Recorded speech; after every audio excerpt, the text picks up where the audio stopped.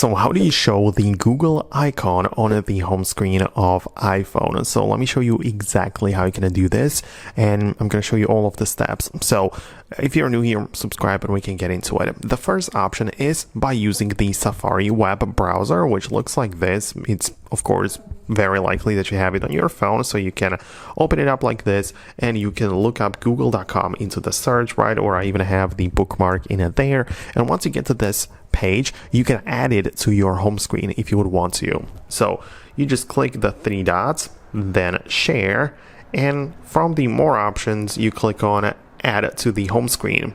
You can see we have the G icon. You can name it to something else. I'm gonna keep it as Google, and I want to make sure the Open as Web app is selected and enabled. I'm gonna click on add, and now you can see we have a Google icon on the home screen, which I can get inside and quickly type in my things into the search, and I can always have it available, right? So that's how we can do this, but this is not an app. This is basically just a bookmark, right? So if I hold down on it, I'm actually working with bookmark. So I'm going to delete it for now, and instead I'm going to show you one more method how you can get the Google icon on home screen, and it would be by getting the official app. So instead of the Safari, we would go to the App Store like this, and into the search we can type in Google. So obviously plenty of Google services which have their apps available, but I'm talking about this main one which you need to download onto your phone.